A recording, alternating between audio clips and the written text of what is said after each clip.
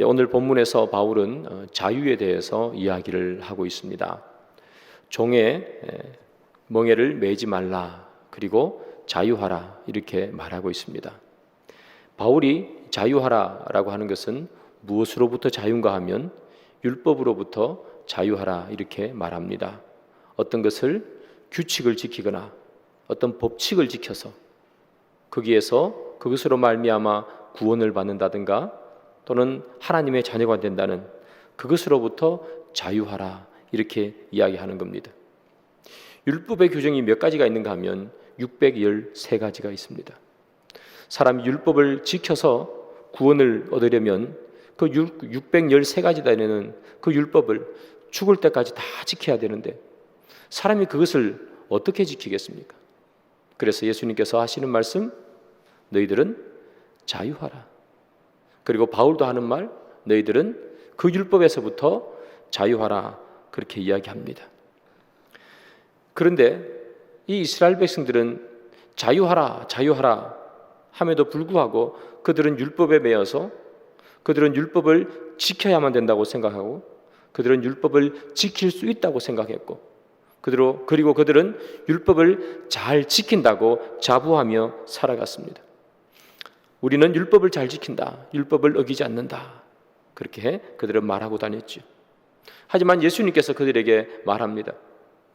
율법을 지킨다는 것은 사람을 죽이지 않는 것이 율법을 지키는 것이 아니라 사람을 미워하지 않는 것이 율법을 지키는 것이다.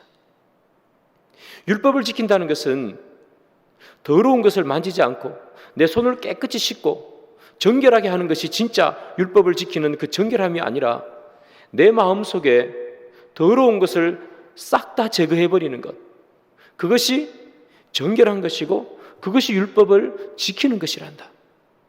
그렇게 예수님께서는 말을 하는 거예요.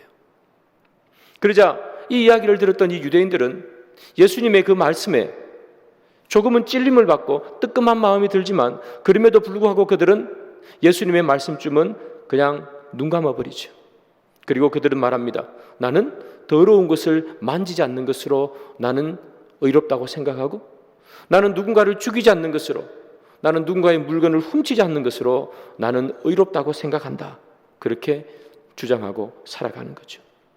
그들의 마음속에는 여전히 누군가를 미워하는 마음으로 가득 차 있고 그들의 마음속에는 더러운 죄로 가득 차 있음에도 불구하고 누군가를 죽이지 않는다는 것으로 더러운 것을 만지지 않았다는 것으로 그들은 의롭다, 율법을 지키고 있다, 그렇게 이야기하는 거죠.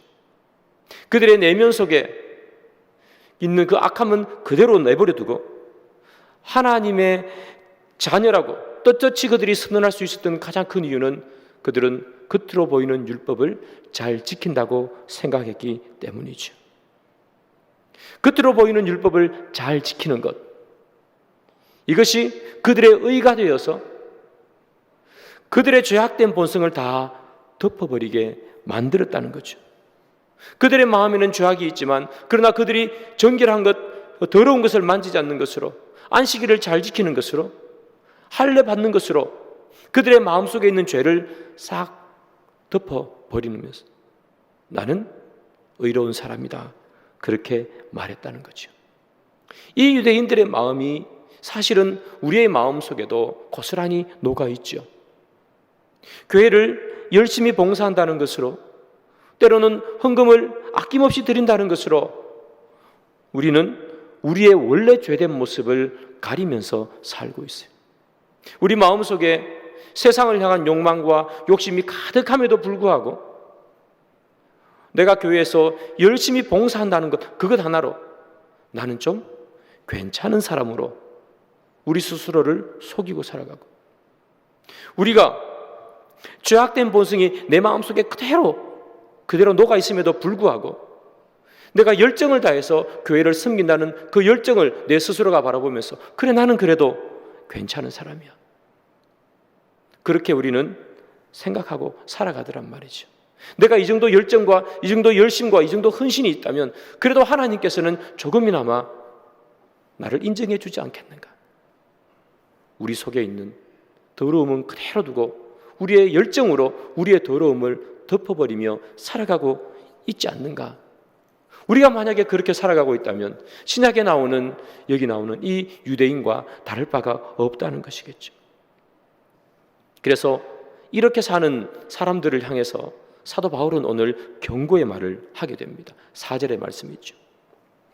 갈라디아서 5장 4절입니다. 율법 안에서 의롭다 함을 얻으려 하는 너희는 그리스도에게서 끊어지고 은혜에서 떨어진 자로다. 이렇게 얘기합니다.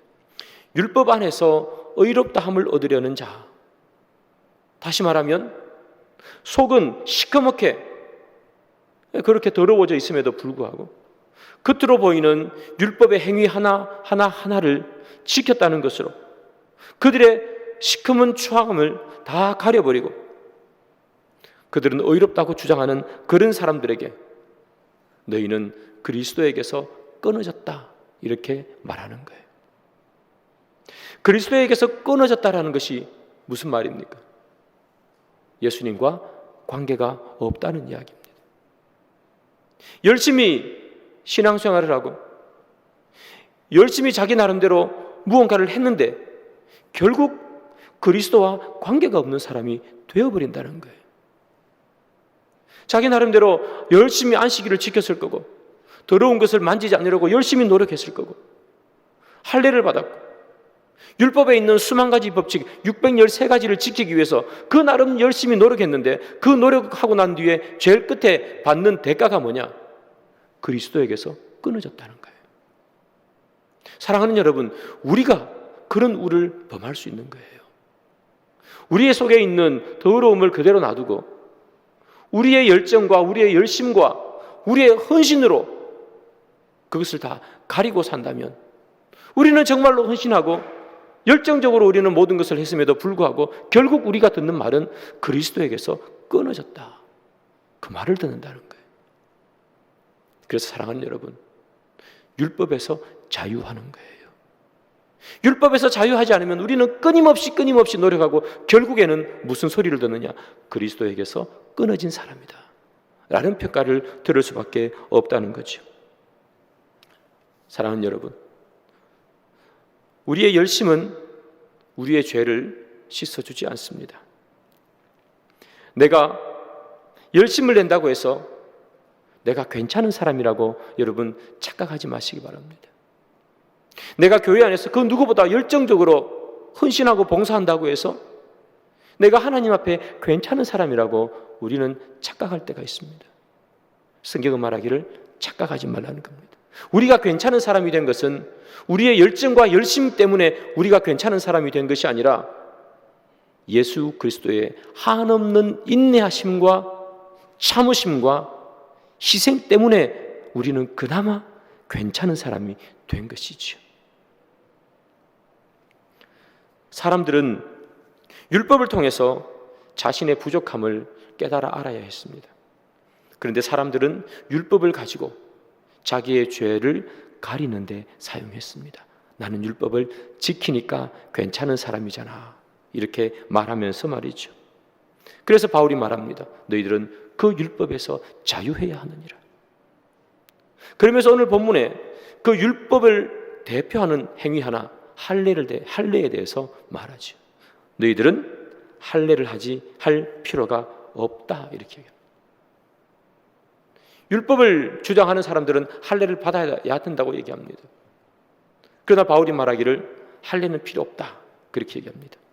그렇다면 할례를 안 하면 모든 것이 능사인가? 그렇지 않습니다. 갈라디아서 5장 6절을 봅시다. 그리스도 예수 안에서는 할례나 무할례나 효력이 없으되 사랑으로서 역사하는 믿음뿐이니라, 이렇게 얘기합니다. 그리스도 예수 안에서는 할례나 무할례나 효력이 없답니다. 바울이 이렇게 이야기하죠. 할례 받을 필요가 없다. 그러면 할례 받는 것 자체가 의미가 없다는 겁니다. 그렇다면 할례를 안 받아야 되는가? 바울이 뭐라고 얘기합니까? 할례나 무할례나 효력이 없다는 거예요. 할례를 받은 것이 그리스도의 자녀가 되는 것도 아니고, 그렇다고 해서 할례를 안 받았다고 해서 그리스도의 자녀가 되는 것도 아니랍니다. 할례를 받고 안 받고는 아무 소용이 없다는 겁니다. 그러면 하나님의 자녀가 된 것, 의의 사람이 된 것, 빛의 자녀가 된 것은 무엇으로 알 수 있는가? 사랑으로 역사하는 믿음뿐이니라. 우리가 하나님의 자녀가 된 것은 할례를 받았거나 또는 할례를 안 받았기 때문에 하나님의 자녀가 된 것이 아니라 주님께서 우리에게 선물로 주신 그 믿음을 가지고 있기 때문에 우리는 하나님의 자녀가 됐다는 거예요. 그래서 너희들은 믿음을 가지고 구원을 얻는 것이지 율법을 행해서 구원을 얻는 것이 아니니라. 그래서 너희들은 율법에서 자유하라 이렇게 말하는 거죠.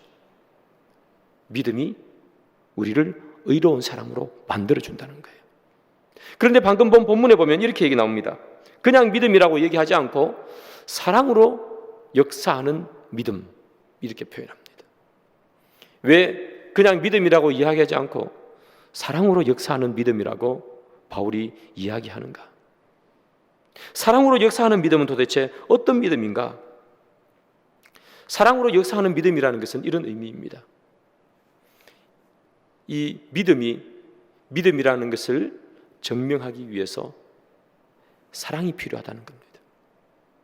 어떤 사람이 믿음이 좋은 사람이라는 것을 증명하려면 그 사람이 사랑하는 사람이 되어야 된다는 겁니다. 사랑하는 그 행위를 통해서 자기의 믿음을 표현할 수 있어야 된다 하는 그런 말이겠죠. 사랑이 없는데 믿음이 있다? 누군가를 사랑하지 못하는데 믿음이 있다는 것은 거짓말이라는 얘기입니다. 이때 여러분, 성경에서 말하는 사랑이라는 것은 세상이 말하는 사랑과 차원이 다른 사랑입니다. 세상이 말하는 사랑은 언제나 자기 만족에 주안점이 주어집니다. 누군가를 사랑할 때도 마찬가지입니다.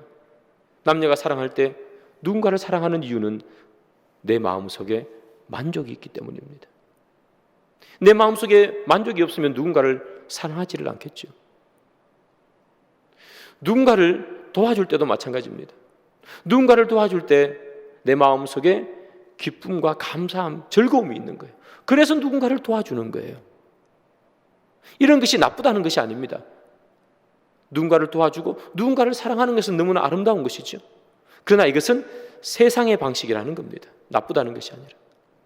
성경이 말하는 사랑이라는 어떤 말인가? 믿음으로 역사하는 사랑뿐이니라 할 때 성경이 말하는 사랑은 중심이 나에 있는 것이 아니에요. 상대방에 있는 것이 사랑입니다.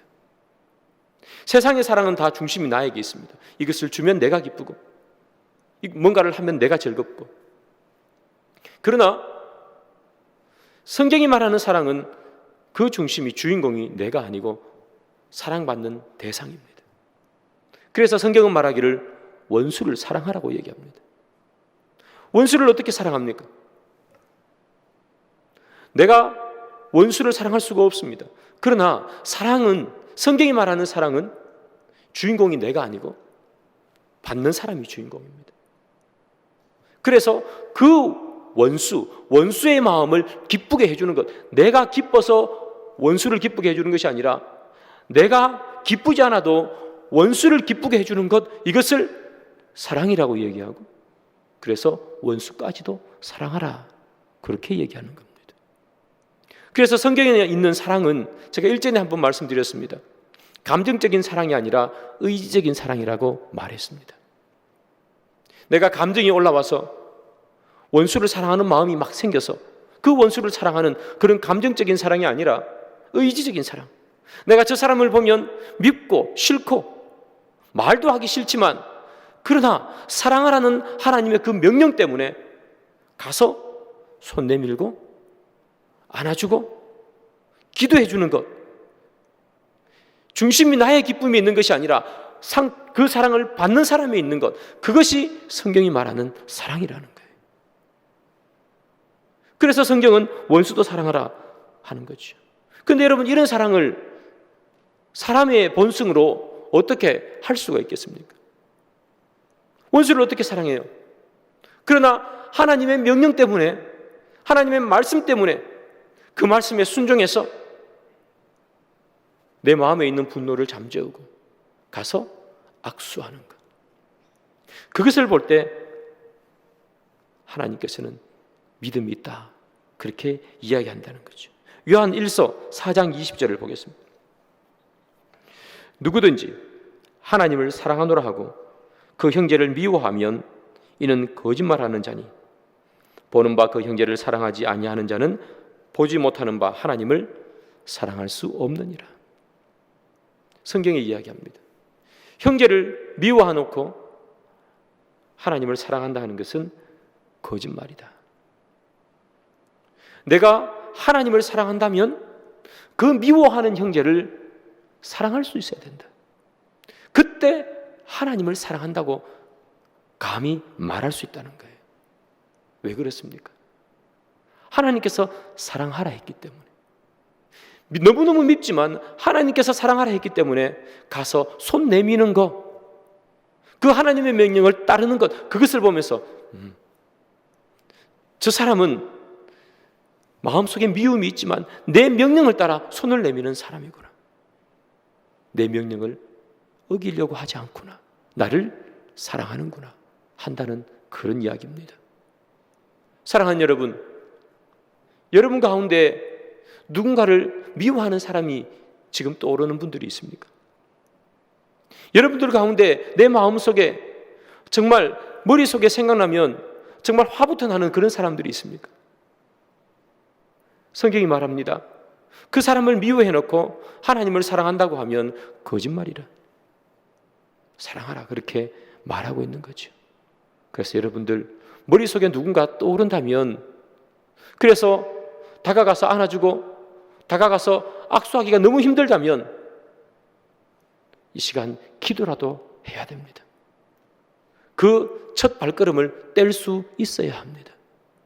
그럴 때 우리는 하나님을 사랑한다 그렇게 말할 수 있다는 거예요. 그런데 여러분, 율법을 이야기하다가 지금 사랑을 이야기하고 있습니다. 왜 갑자기 율법을 이야기하다가 사랑을 말하는가? 성경이 이렇게 얘기하잖아요. 로마서 13장 10절입니다. 사랑은 이웃에게 악을 행하지 아니하나니 그러므로 사랑은 율법의 완성이니라. 율법의 완성은 뭔가? 사랑이다 이렇게 얘기합니다.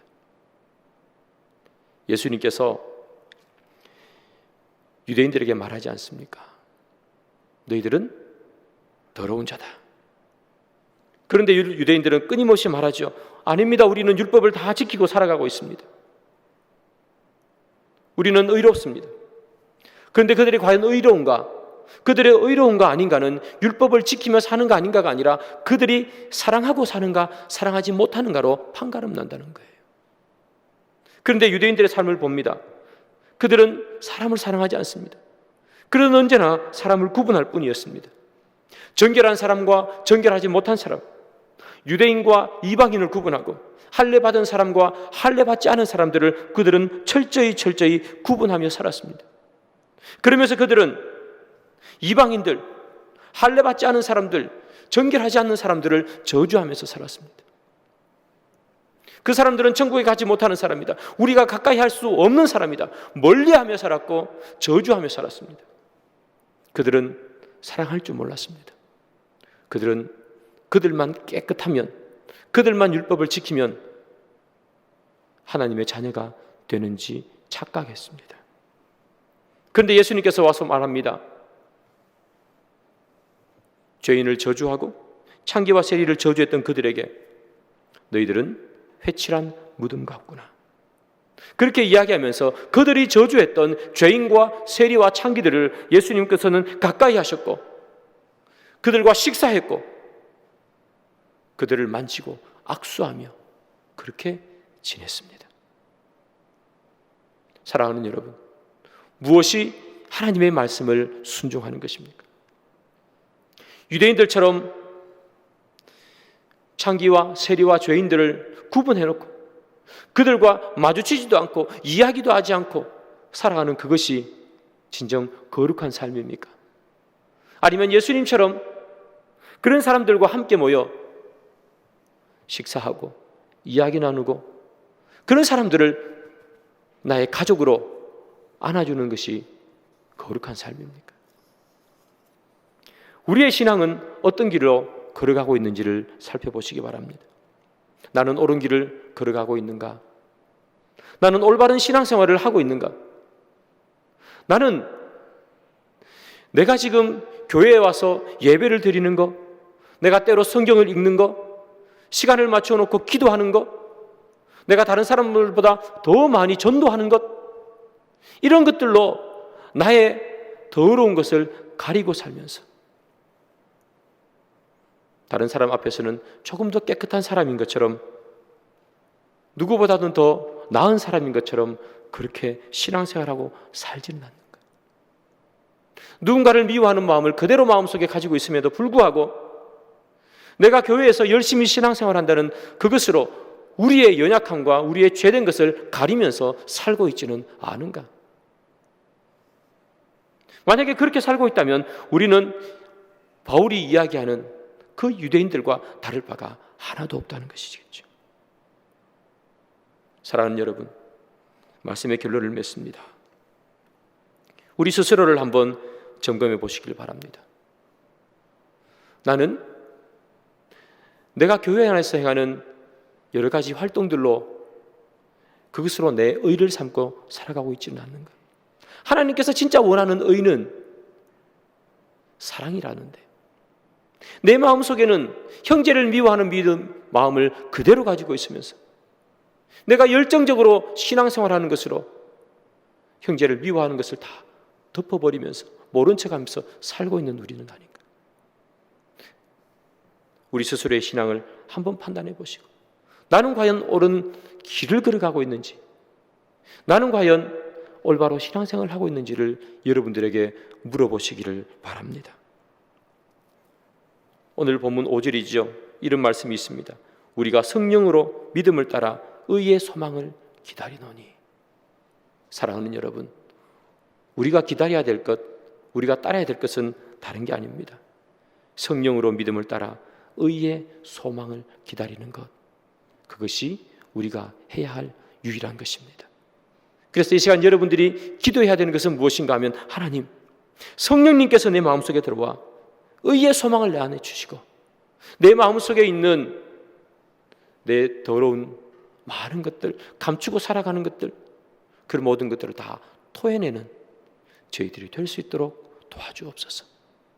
하나님, 나는 시커먼 마음을 그대로 다 가지고 있음에도 불구하고 열정이라는 것, 열심이라는 것으로 가리고 살아가는 내 마음들, 그 모든 것들을 다 토해낼 수 있도록 도와주옵소서. 그것이 우리 오늘 이 밤에 기도해야 될 기도의 제목인 줄 믿습니다. 사랑하는 여러분, 우리가 우리 스스로를 바로 바라보고 내가 좀 괜찮은 사람이라고, 내가 무언가 열심히 하고 직분이 있다는 것으로 괜찮은 사람이라고 그렇게 우리가 착각하며 살지 말고 우리의 본 모습을 그대로 보며 오직 믿음만이 우리 주님 앞에 걸어갈 수 있는 유일한 길인 것을 고백하는 그런 저와 여러분들이 되기를 주님의 이름으로 축복합니다.